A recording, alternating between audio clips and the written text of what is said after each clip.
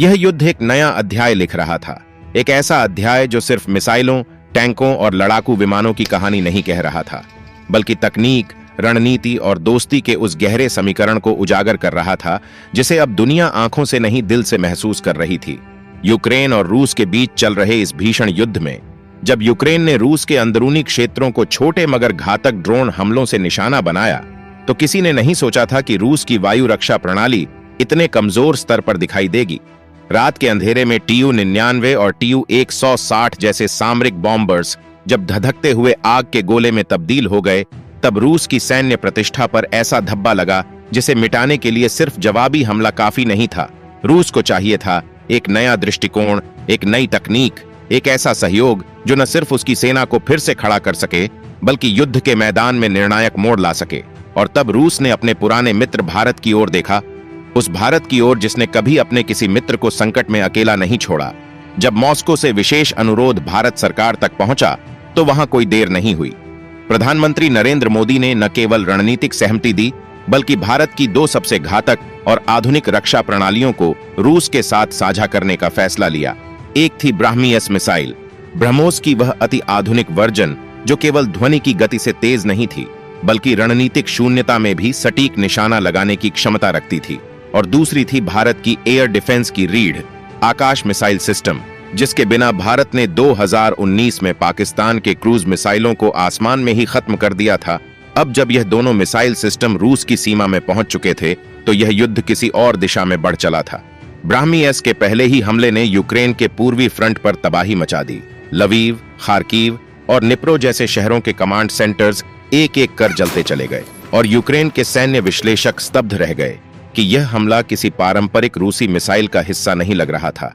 इसकी सटीकता, गति और इम्पैक्ट कुछ और ही कहानी कह रहे थे। पश्चिमी मीडिया में जब इसकी रिपोर्टिंग शुरू हुई, तो सबसे पहले यह अनुमान लगाया गया कि यह कोई नया रूसी हथियार हो सकता है।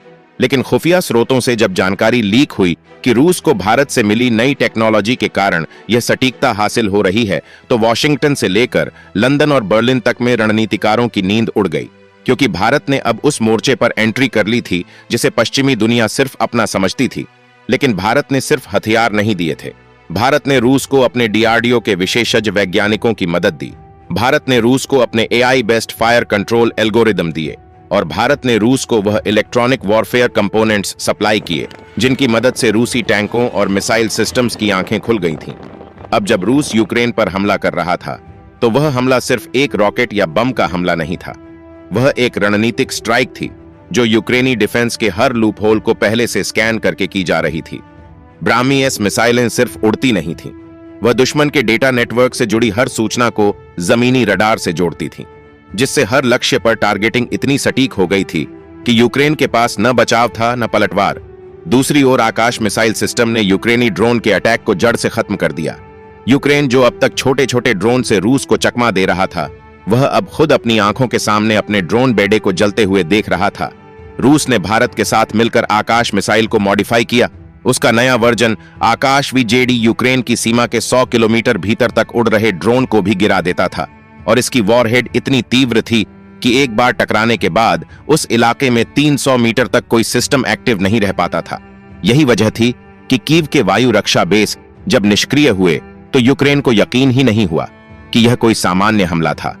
अब रूस ने न केवल आसमान से हमला तेज किया, बल्कि जमीनी स्तर पर भी भारत के समर्थन से उसकी सेना एक नई ऊर्जा के साथ आगे बढ़ी।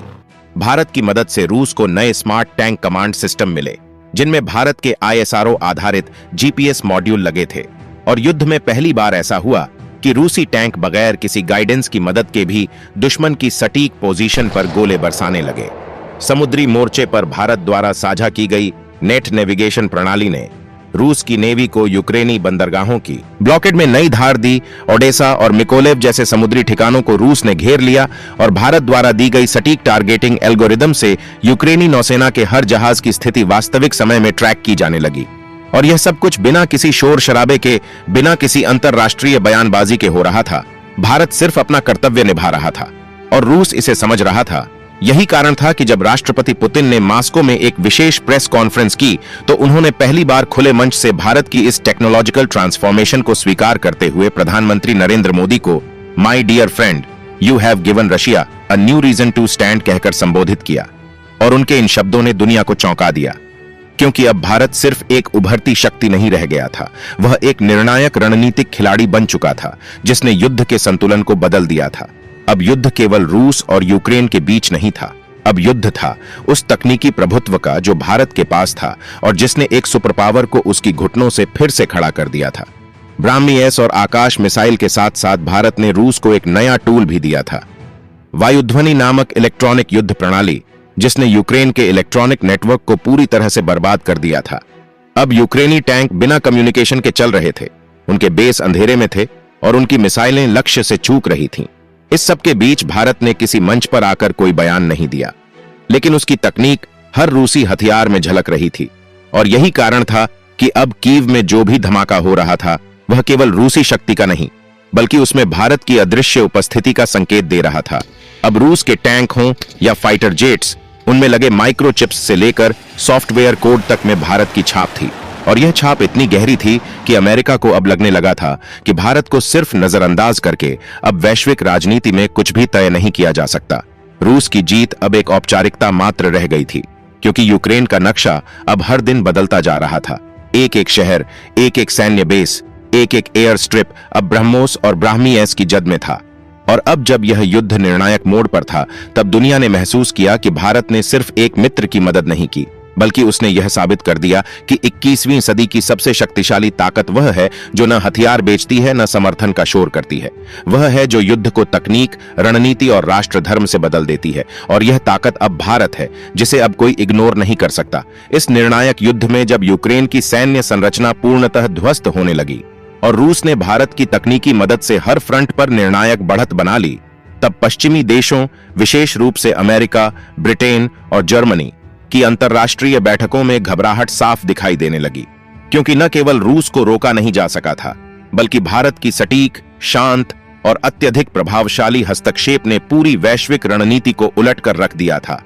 अब अमेरिका के रक्षा विश्लेषक खुले मंच पर स्वीकार करने लगे थे कि भारत का ब्राह्मी-एस एक ऐसा हथियार है जो अब तक की किसी भी मिसाइल से अधिक घातक और स्मार्ट है।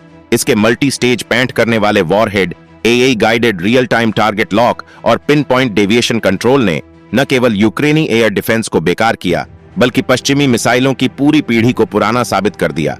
दूसरी ओर आकाश ADV एयर डिफेंस सिस्टम ने अब रूसी क्षेत्र में ऐसी नो फ्लाई जोन तैयार कर दी थी जहां यूक्रेनी ड्रोन तो छोड़िए, नाटो के सैटेलाइट भी घुसने से पहले 10 बार सोच रहे थे। इस पूरे घटनाक्रम में भारत की भूमिका सिर्फ तकनीक तक सीमित नहीं थी। भारत ने अपने DSA डिफेंस स्ट्रेटजी एनालिस्ट्स की एक गोपनीय टीम भी मॉस्को भेजी थी, जिन्होंने रूसी जनरल स्टाफ के साथ मिलकर एक नया ब्लाइंड वॉरफेयर जोन तैयार किया, जिसमें सैटेलाइट कम्युनिकेशन, रेडियो वेव और साइबर जमिंग तीनों को मिलाकर एक ऐसा डिजिटल शून्य तैयार किया गया जहां दुश्मन की कोई भी इकाई जिंदा नहीं बच सकती थी। यूक्रेन की सेना अब आंखें मूंद कर लड़ रही थी। न नक्शा, न रेडार, न लाइव फीड और न ही कोई ऑपरेशनल नेटवर्क। इसके विपरीत रूस की प्रत्येक ब्रिगेड अब भारत के सौर त्रिनेत्र उपग्रह सिस्टम से रियल टाइम फीड ले रही थी, जिससे युद्ध सिर्फ जमीन पर नहीं बल्कि स्पेस में भी भारत की निर्णायक मौजूदगी को दर्शा रहा था। यह वही भारत था जिसे कभी वैश्विक सैन्य समीकरणों में एक रक्षा ग्राहक माना जाता था, और आज वही भारत रूस को वो शक्ति दे रहा था जिससे पूरी यूरोपियन रणनीति ध्वस्त हो रही थी। यूक्रेन की राजधानी कीव अब चारों ओर से घिरी थी। उसके सभी एयरबेस पर ब्राह्मी-एस ने ऐसी मार की थी कि रनवे तक कांच की तरह टूट चुके थे।